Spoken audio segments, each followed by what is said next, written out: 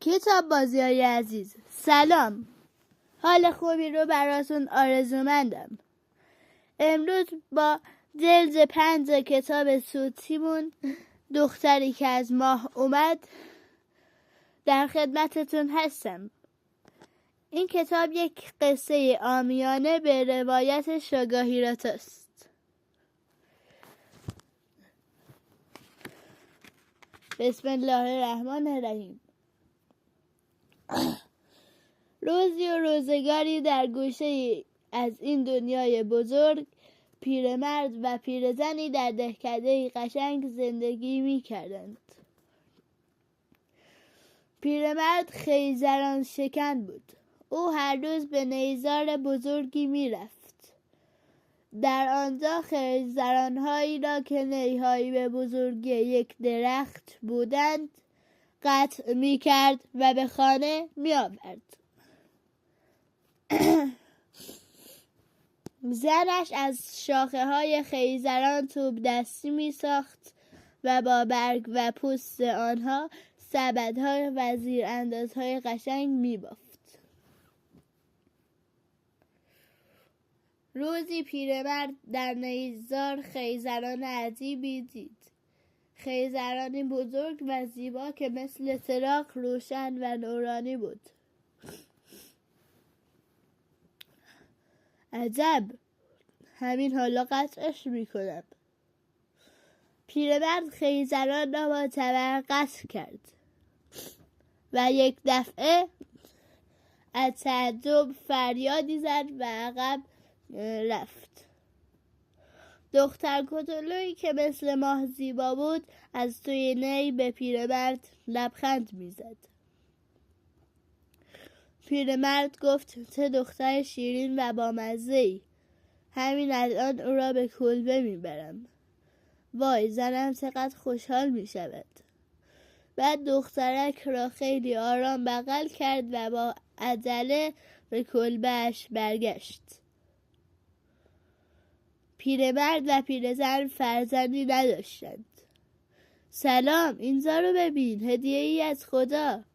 این خانم کوچولو توی نی پیدا کردم. پیرزن اول انگشتش را به دندان گرفت و ماتش برد. بعد دستهایش را به طرف آسمان گرفت و گفت خدا را شکر. ما همیشه دعا می کردیم که فرزندی داشته باشیم و امروز خداوند ما را به آرزوی من رساند. پیرمرد و پیرزن به اندازه تمام دنیا خوشحال شده بودند. همان روز از یک مرد روحانی خواهش کردند که اسمی برای دخترشان انتخاب کند و او دخترک را کاگویا هیمه نامید. همه از این اسم خوششان آمد. کاگویا با مهر و محبت زن و شوهر بزرگ می شد. او روز به روز نورانی‌تر و زیباتر می شد. اما مشکلی که پیرمرد و پیرزن را نگران می کرد این بود که آنها فقیر بودند و زندگی برایشان سخت‌تر شده بود. زن و شوهر نمی توانستند لباس خوبی برای کاگویا تهیه کنند.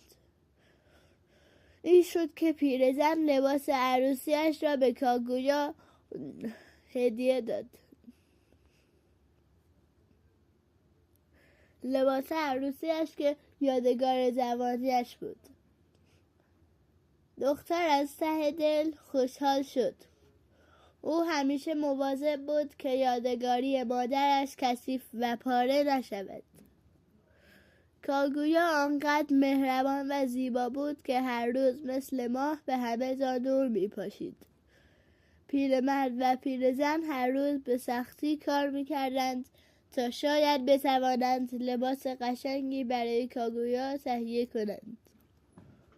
روزی پیرمرد مثل همیشه به نیزار رفت. وقتی که خیزرانی را قطع کرد یک دفعه سکه های درخشان و طلایی از آن بیرون ریخت. شکر، خدا را شکر. کاگویا با خودش برکت و روزی هم آورده است. پیرمرد همان روز به بازار رفت و لباس زیبایی برای دخترش خرید. وقتی که پیرزن کاگویا را در آن لباس قشنگ دید، از خوشحالی فریاد زد: وای، چقدر زیبا! مگر می شود توی دنیا چیزی به این زیبایی وجود داشته باشد؟ آنها که دیگر ثروتمند شده بودند، مقداری از آن سکه های طلا را هم به مردمان فقیر و بی‌چیز بخشیدند. کم کم زنها و دخترها از گوشه و کنار شهر برای دیدن کاگویا به کلبه می آمدند. کاگویا هر روز نورانی‌تر و زیباتر می شد. دیگر در همه جای شهر حرف از مهربانی و زیبایی دخترک بود. او در آن شهر نظیر نداشت. همه مادرها دلشان میخواست کاگویا عروس آنها شود. روزی 5 نفر از مردم‌های مشهور و ثروتمند شهر برای خواستگاری کاگویا به خانه پیرمرد و پیرزن آمدند. یکی از آنها به پیرمرد گفت: امیدوارم قبول کنید که کاگویا همسر من شود. دیگری گفت: من دختر شما را خوشبخت خواهم کرد. و آن یکی گفت: این من هستم که می توانم کاگویا را خوشبخت کنم، نه شماها. کم کم بین مردها بگو مگو شد.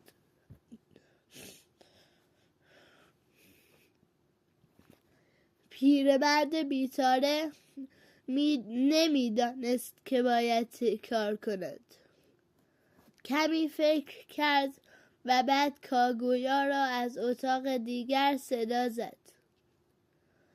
کاگویا که صورتش از خجالت مثل گل سرخ شده بود به اتاق آمد. چشم مردها گرد شد و دهانشان باز ماند. پیرمرد گفت: کاگویا، نظر تو چیست؟ کاگویا نگاهش را به زمین دوخت و گفت: هر کدام از شماها که خواسته های مرا برآورده کند می تواند همسر من شود. مردها خوشحال شدند و یک صدا گفتند: حاضریم. کاگویا از هر کدامشان چیزی خواست و آنها آماده شدند تا به طرف یکی از کشورها حرکت کنند. قرار شد مرد اول که کارش خرید و فروش سنگ‌های قیمتی بود برای تهیه یک کاسه سنگی معروف که خیلی هم درخشان بود به هندوستان برود. مرد که هم طاق بود و هم تنبل با زحمت به راه افتاد، ولی هندوستان خیلی دور بود. برای همین او به جای هندوستان به کوهستانی نزدیک شهر رفت و 3 سال در آنجا پنهان شد. ناگهان روزی کاسه ای سنگی و معمولی در آنجا پیدا کرد. همان روز کاسه را به خانه کاگویا برد و گفت: بفرمایید، این هم کاسه سنگی معروف. 3 سال روز و شب تمام هندوستان را زیر و رو کردم. حالا دیگر بدون معطلی با من ازدواج کنید. کاگویا با دیدن کاسه سنگی خندش گرفت و گفت این کاسه سنگی خیلی کثیف است. اگر راست میگویید پس درخشان نیست. تازه شما اگر 3 سال در هندوستان بوده اید پس چرا پوست صورتتان در آفتاب نسوخته و اینقدر سفید است؟ زبان مرد قفل شد. مرد دوم که کارش تجارت بود سوار کشتی شد تا به چین برود و شاخه درختی را که از گلهای از جنس جواهر داشت پیدا کند. او که خیلی خسیس بود به جای چین به جزیره نزدیک شهر رفت و در آنجا از هنرمندان جزیره دعوت کرد تا شاخه درختی بسازند که گلهایش از جواهرات تقلبی و دروغی باشد. پس از مدتی جواهر تقلبی ساخته شد و مرد آن را به خانه کاگویا برد.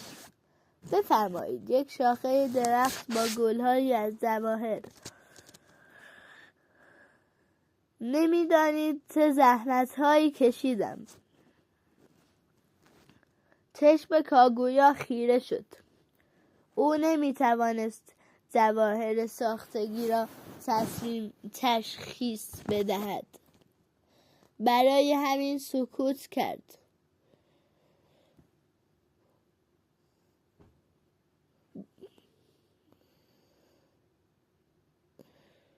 همان موقع سر و صدای هنرمندانی که شاخه جواهرات تقلبی را ساخته بودند بلند شد.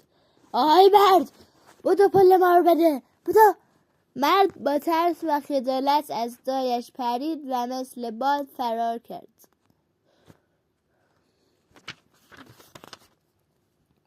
سومین مرد باید پوست موش آتشی را که تنها در کشور مراکش وجود داشت تهیه می کرد. او که تنها بلد بود پول خرج کند یکی از خدمتکارانش را فرستاد تا پوست را با هر قیمتی که شده بخرد و بیاورد. بعد از چند ماه خدمتکار پوست را با پول زیاد خرید و از مراکش آورد. مرد سوم دستی به پوست کشید و با خوشحالی گفت این همان پوست است. حالا دیگر کاگویا مال من می شود. مرد سوم فوری به خانه کاگویا رفت. بفرمایید این هم پوست موش آتشی. این هدیه را از من قبول کنید. کاگویا رو به مرد کرد و گفت اگر جنس این پوست اصل باشد در آتش نمی سوزد و پوست را در آتش انداخت. اما شعله آتش زبانه گرفت و پوست سوخت و خاکستر شد. مرد سوم با ناراحتی از خانه کاگویا رفت. طارمی خواستگار باید از دریا می‌گذشت و گردنبند ازدها را که از 5 مروارید بزرگ درست شده بود پیدا می‌کرد. دریا کمی طوفانی بود، اما مرد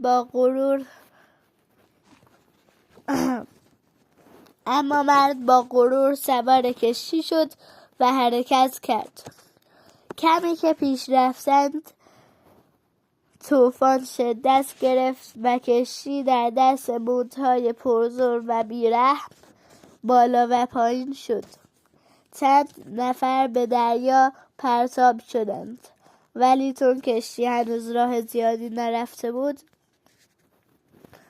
بقیه با هر زحمتی که بود خودشان را نجات دادند. مرد 4 از کار خودش پشیمان شد و از ترس دیگر سوار کشتی نشد.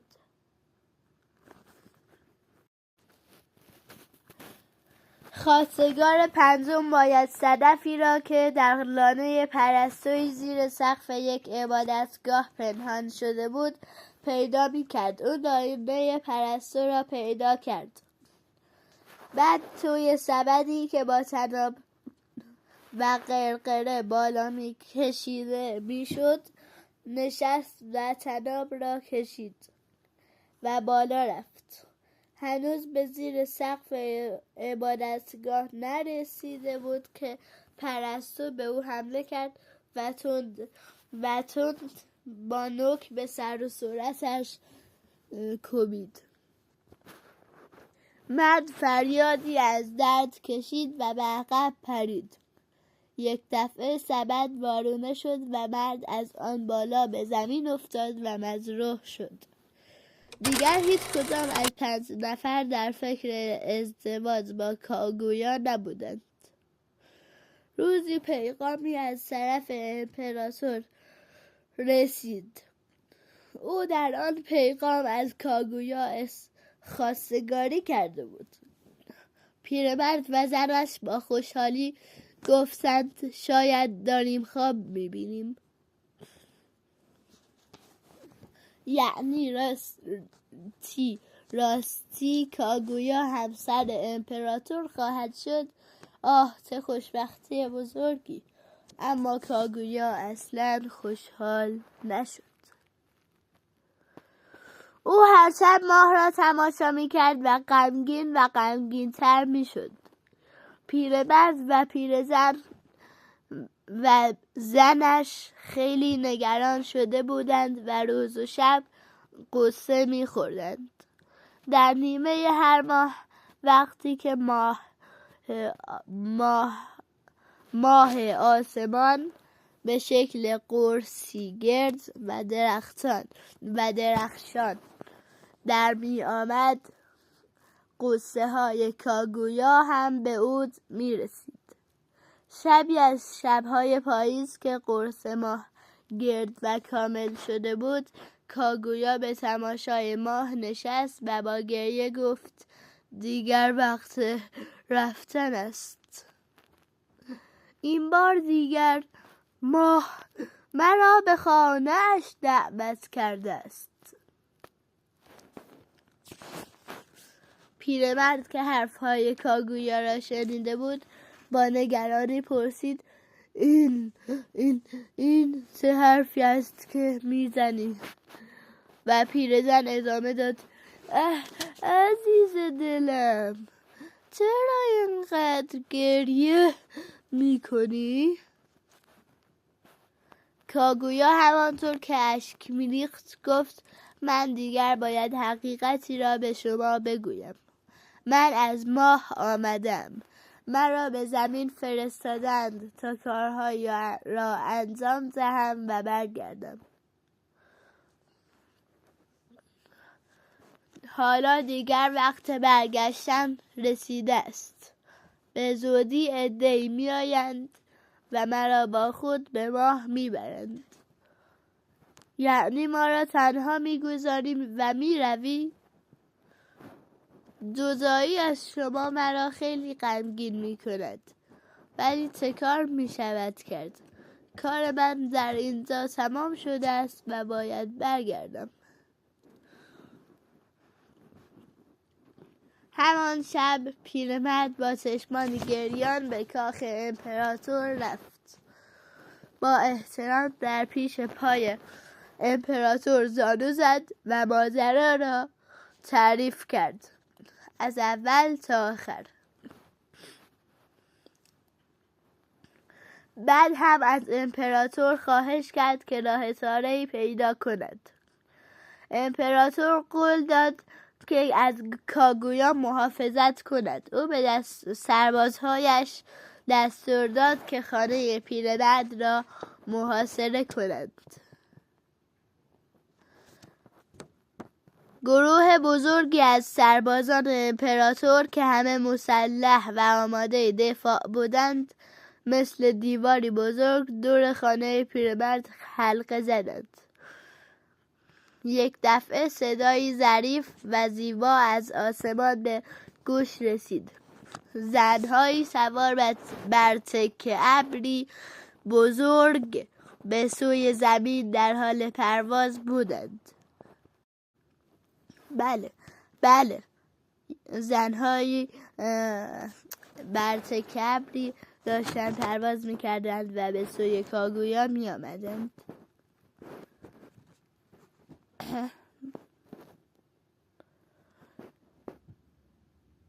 عده‌ای از سربازها مثل شیر از دیوارهای خانه بالا رفتند و از بام خیره به سوی تکه ابر تیر انداختند و نیزه فرسام کردند.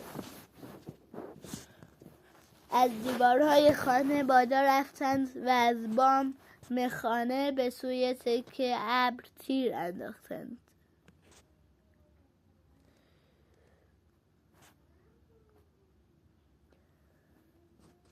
در یک لحظه نور خیره کننده‌ای همه جا را مثل روز روشن کرد. چشم‌های سربازها از شدت نور خیره شد و همه پا به فرار گذاشتند. زنها به خانه پیرمرد و پیرزن رسیدند. در خانه خود به خود باز شد. زنها با احترام به کاگویا گفتند به استقبال شما آمده ایم.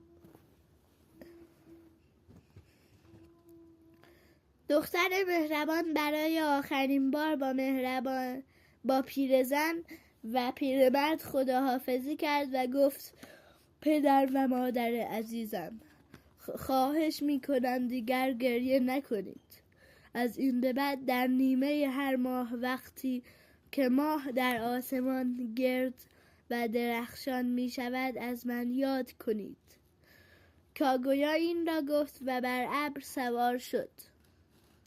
برای آنها دست تکان داد و گفت پدرجان و مادرجان، خدا نگهدار. بعد ابر به حرکت درآمد و به سوی ماه بالا رفت. ابر بزرگ در آسمان هر لحظه کوچک و کوچکتر می شد و بالا می رفت تا اینکه به نرمی در آغوش ماه فرو رفت. از آن به بعد پیرمرد و زنش در نیمه هر ماه بیرون از خانه می نشستند و با حسرت به ماه خیره می شدند و از دخترشان یاد می کردند. دختر مهربان و زیبایی که از آسمان آمد و به زندگی آنها نور و برکت بخشید و به آسمان برگشت. خدا حافظ کتاب بازی.